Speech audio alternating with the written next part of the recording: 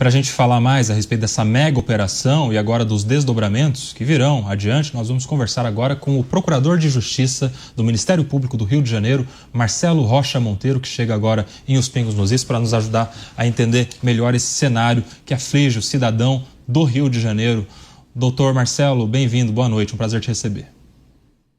Boa noite, prazer é meu estar aqui na Jovem Pan, nos Pingos nos Is. Estamos aí nesse dia complicado. Doutor Marcelo, a gente já tem a notícia de que é a maior operação da história recente aí do Rio de Janeiro, inclusive com o maior número de mortos também, né? São 64 até agora, com a expectativa de que esse número aumente, porque ainda há operação em curso no Rio de Janeiro. Qual a sua visão sobre isso? Olha, eu faço uma sugestão aos jornalistas que estão cobrindo esses tristes acontecimentos, né? Eu, por exemplo, nesse horário, eu deveria estar dando aula lá na faculdade, onde eu leciono, mas a universidade suspendeu as aulas por razões óbvias, né? Eu passei aqui do lado do meu prédio, tem uma pizzaria aqui no coração de Ipanema, uma das melhores do Rio, normalmente bem movimentada, né? Ela abre às 18 horas, eu passei um pouco antes disso, quando os garçons já estão normalmente preparando tudo, não tinha viva alma. Não só não tinha nenhum freguês, como não tinha nenhum garçom, né? Então você veja como a vida da cidade é afetada. Mas o que eu gostaria de convidar os jornalistas que estão cobrindo esse fato é a fazer o seguinte: no final da operação, verifiquem quantos criminosos foram presos. Eu acho que o número no momento está em quanto? 80 e alguma coisa, é isso? Não tenho certeza, acho que está na casa dos 80, né? Talvez já tenha subido. E procure saber, dentre esses 80, 90 ou 100 que foram presos, quantos estão sendo presos pela primeira vez. Vocês vão se surpreender, porque o número vai ser ínfimo, né?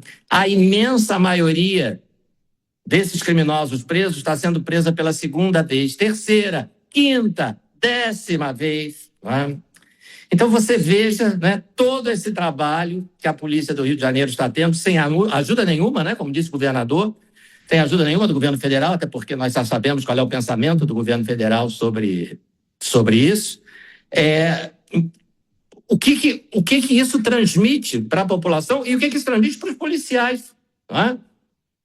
4 perderam a vida hoje para prender criminosos que, na sua imensa maioria, eu garanto, já haviam sido presos antes.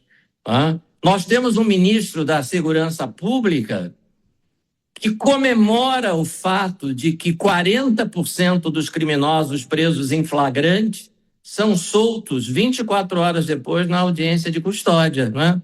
Esse é o ministro da Justiça e Segurança Pública, que hoje parece que está sendo homenageado em Fortaleza, né? E que teve a coragem de dizer, eu tive agora acesso a essa notícia, de que o governador do estado deveria assumir a responsabilidade ou jogar a toalha. Ele, ministro da Segurança Pública, não assume responsabilidade, não? Ele favorece os criminosos comemorando soltura de bandidos presos em flagrantes, não? Então vejo que é uma situação muito difícil, não? A DPF 635, a operação de hoje foi contra o Comando Vermelho, a DPF 635, aquela decisão do Supremo que dificultou as operações policiais tremendamente no Rio de Janeiro, ela resultou num aumento de 25% do território dominado exatamente por essa facção, que hoje é alvo dessa operação, o Comando Vermelho, que é a maior facção aqui do Rio.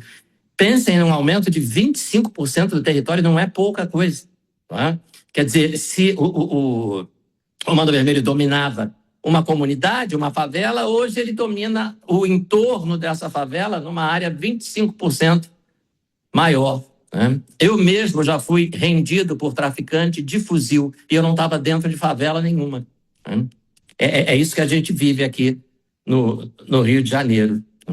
E aí a pergunta que eu faço é a seguinte: qual é o sentido de uma legislação que cria uma estrovênias, e me perdoa a palavra, que é o chamado tráfico privilegiado, que permite uma redução de pena para o traficante, um benefício para o traficante, se não for provado, se a promotoria não conseguir provar que ele pertence a uma facção criminosa.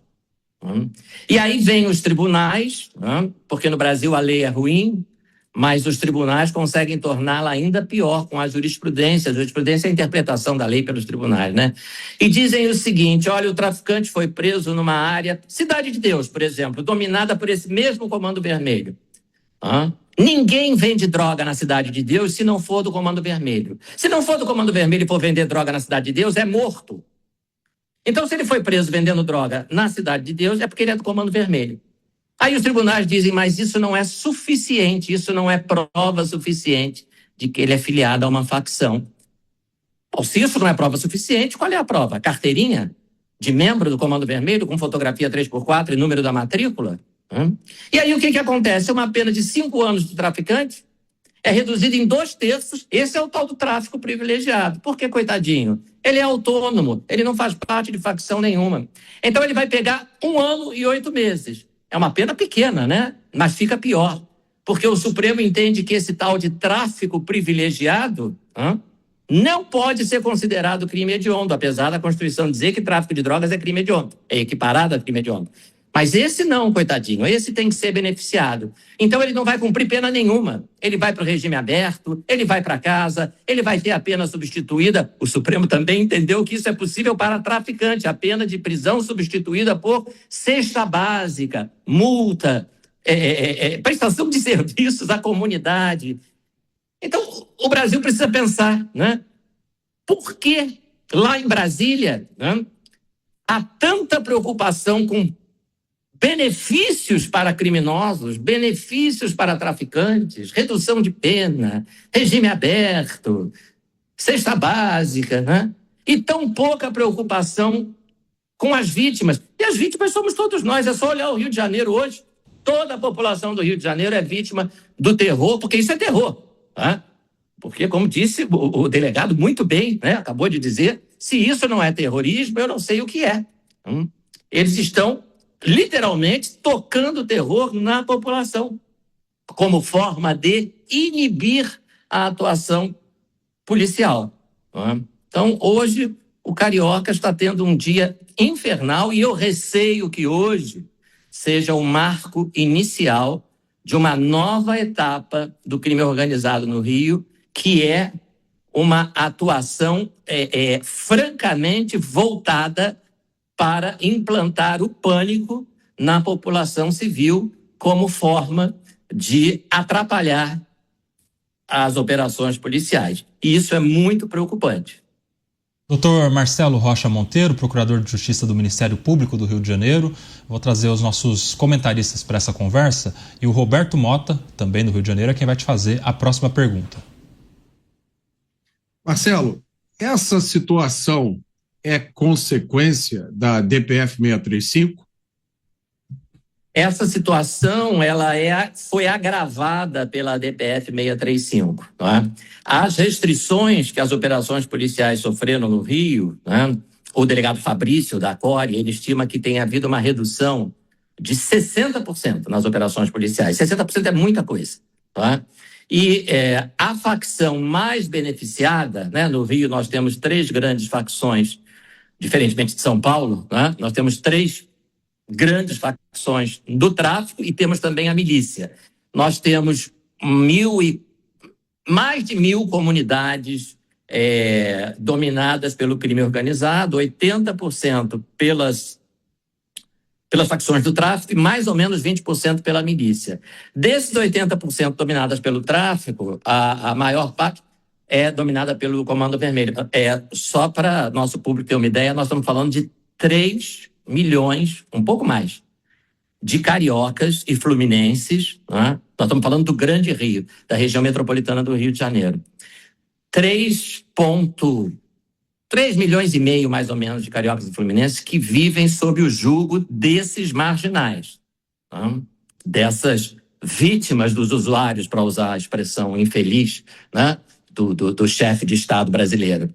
E dessas facções, a que mais cresceu nesse período de redução das atividades policiais, das operações policiais, em função da DPF 635, foi justamente o Comando Vermelho. Foi a que mais se fortaleceu. E nós estamos vendo hoje como eles se fortaleceram. 2.500 agentes, das forças de segurança foram necessários para uma operação cujo objetivo, ou um dos objetivos, era o cumprimento de 100 mandados de prisão. Você imagina, para cumprir 100 mandados de prisão, você precisa de 2.500 policiais e com esse resultado aí, Quer dizer, com morte de policiais, com a cidade vivendo um caos, Então, é um triste resultado. Aliás, policiais que eu conheço, dizem isso. Nós passamos 5 anos sob a DPF 635. Agora o Supremo recuou, a DPF, as restrições foram levantadas à atuação policial, mas nós ainda vamos viver pelo menos mais 5 anos pagando o preço do fortalecimento do crime organizado, para o qual a DPF 635 contribuiu de forma decisiva. Foi um erro trágico do Supremo Tribunal Federal. Doutor Marcelo, agora quem vai fazer a pergunta é o Cristiano Beraldo. Doutor Marcelo, uma boa noite. O senhor que conhece tão bem essa realidade do Rio de Janeiro e acompanha diante desse caos que foi tomando conta da cidade, do estado, há tanto tempo, hoje tivemos o prefeito da cidade dizendo que ele já de terno, deixou aquela roupa sempre tão descontraída, agora já está de terno, já incorporou o personagem de candidato a governador, dizendo que estava utilizando todos os recursos da prefeitura para manter a ordem e uma vida normal na cidade. Orientou que as repartições públicas municipais continuassem atuando normalmente e por aí vai. E aí isso se contrasta com a realidade do dia a dia, que o senhor nos trouxe, inclusive, falando da universidade onde o senhor dá aula, falando da pizzaria ao lado da sua casa. Quer dizer, a cidade ela é dominada, de fato, por esses acontecimentos e as pessoas são obrigadas a temerem quando essas coisas acontecem. O senhor acredita que há uma falta de clareza das autoridades para tratar de forma objetiva desse absurdo que tomou conta do Rio de Janeiro? As autoridades vão varrendo para debaixo do tapete, autoridades, eu digo políticas, não da segurança pública, mas sobretudo as políticas, vão varrendo para debaixo do tapete com vistas a questões político-eleitorais e vão empurrando a solução efetiva do problema para frente? Olha, eu acho que sim, em grande parte isso é verdade. Você verifica, por exemplo, que no início do atual governo federal, logo nos primeiros meses, o então ministro da Justiça visitou uma dessas comunidades, não as que são alvo hoje da operação. Ele visitou o Complexo da Maré. Hoje os alvos são o Complexo da Penha e o Complexo do Alemão, mas o Complexo da Maré vive a mesma realidade e também é dominado pelo Comando Vermelho. E ele entrou lá, aliás, entrou com muita facilidade, que causou espanto, porque autoridades que entram lá correm um risco de vida muito grande.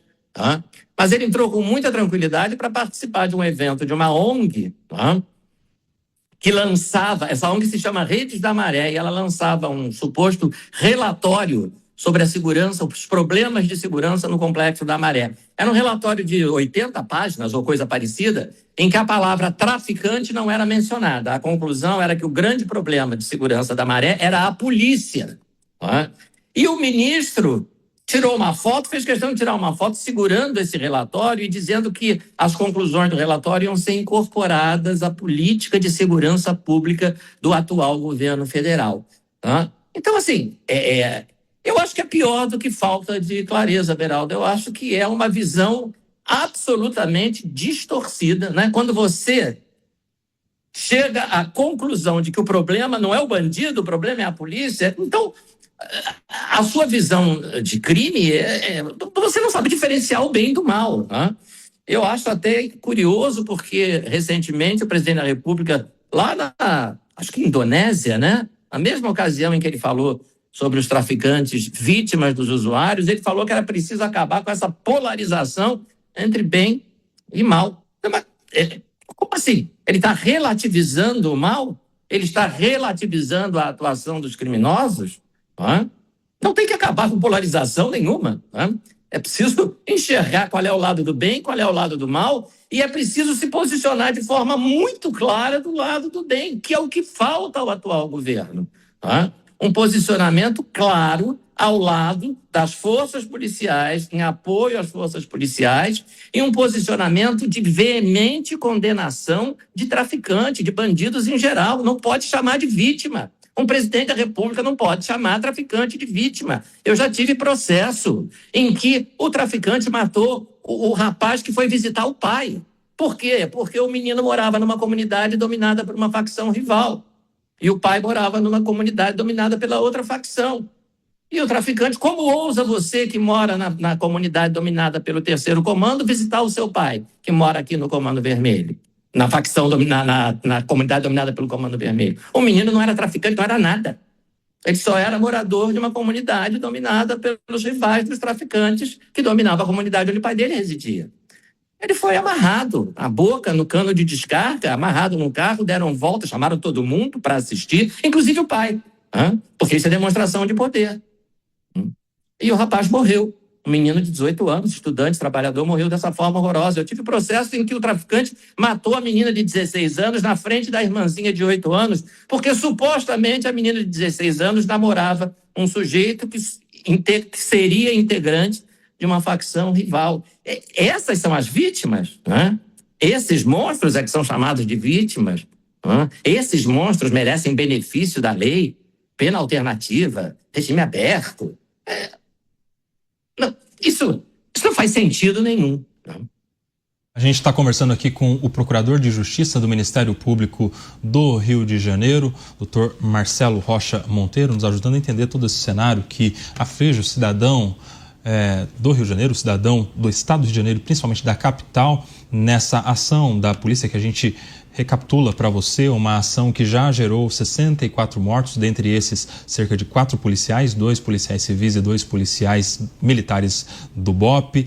Saíram dos 2.500 agentes para o cumprimento de 100 mandados de prisão, mas a retaliação das facções criminosas do Rio de Janeiro tem gerado toda essa consequência, infelizmente, com muitas mortes e uma operação que ainda acontece neste momento lá no Rio de Janeiro. Portanto, a qualquer momento a gente terá novas informações a respeito de mais mortos, ou mais presos, ou mais pessoas envolvidas nos resultados dessa operação. Agora são 18h57. Eu quero agradecer a você que nos acompanhou pela nossa rede. Amanhã às 18h, os Pingos nos Is estará de volta.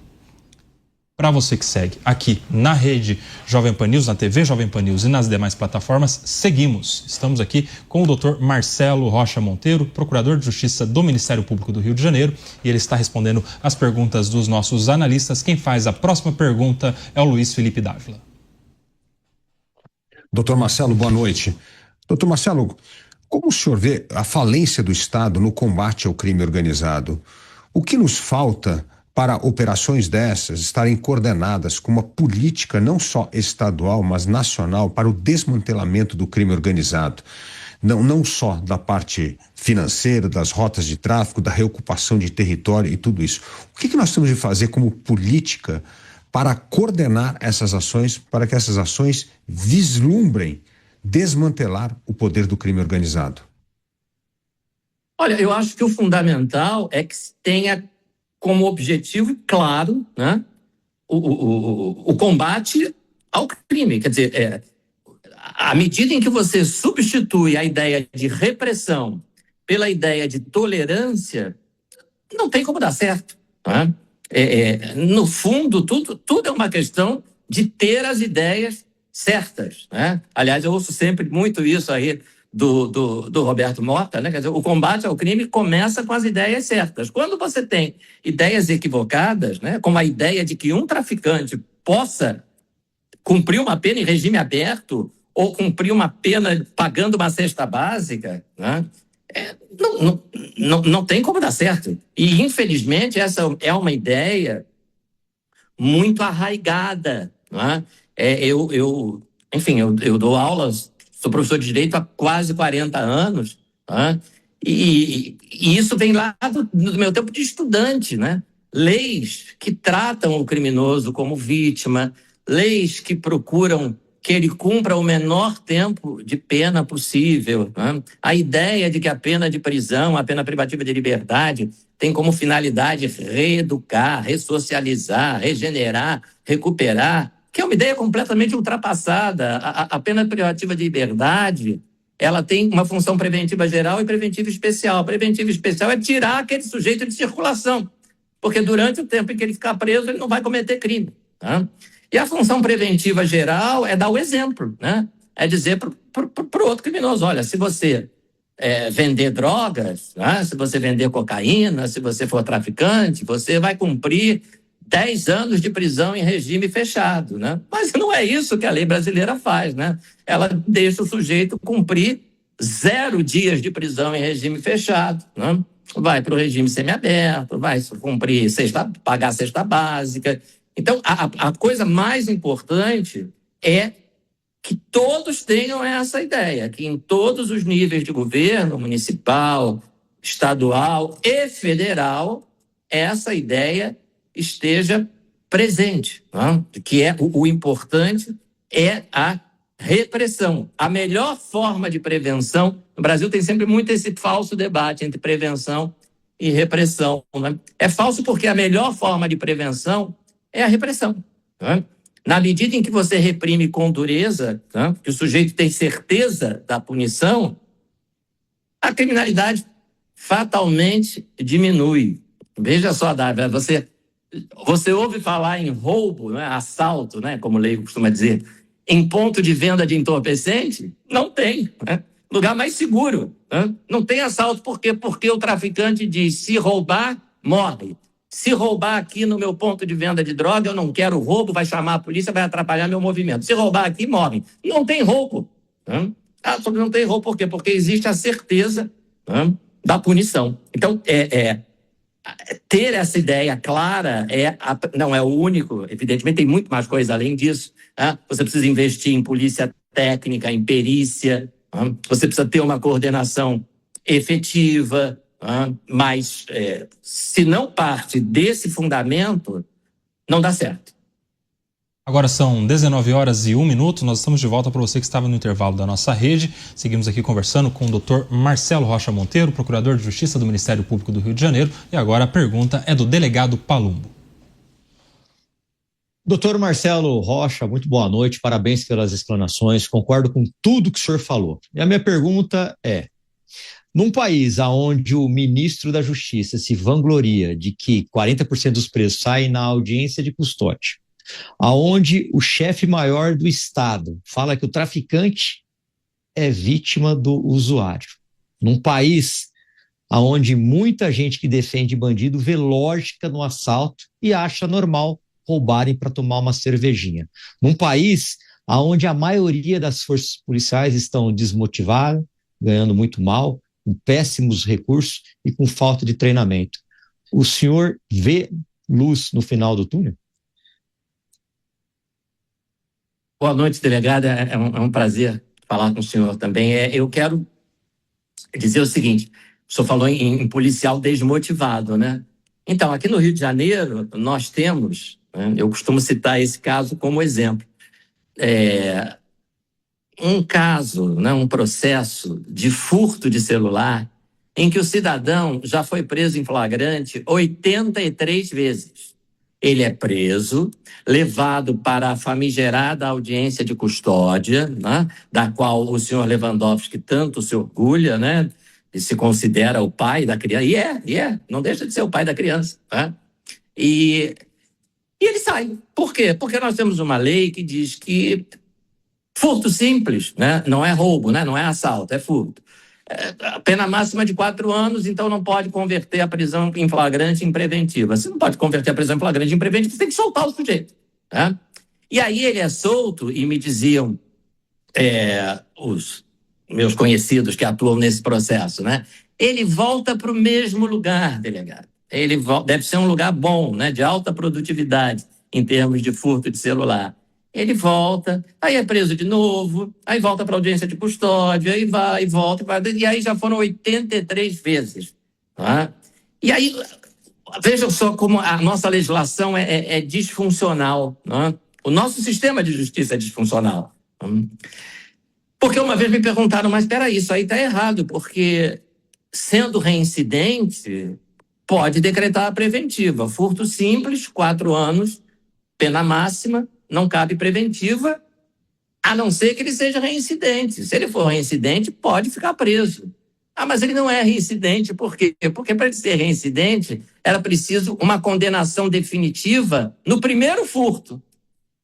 Ele já está no furto número 83 e ainda não tem uma condenação definitiva pelo primeiro, porque tem o recurso e depois do teu tem um outro recurso e o outro recurso e o outro recurso, e aí não transita em julgado. E aí ele não pode, tecnicamente, ser considerado reincidente, né? Então, imagina, delegado, o policial que atua nessa área, quando ele vai prender esse sujeito, imagina um desânimo, né? A desmotivação, porque ele vai prender, vai levar para a audiência e daqui a pouco o sujeito está ali de novo. Né? Então, é muito difícil. Tá? Eu não perco a esperança, não. A luz no fim do túnel, eu tento sempre enxergar. A gente teve uma movimentação boa no Congresso Nacional, o senhor sabe melhor do que eu, né? O senhor é deputado federal, com relação ao fim das saidinhas. Então, verificar que uma maioria no Congresso se dispõe a reformar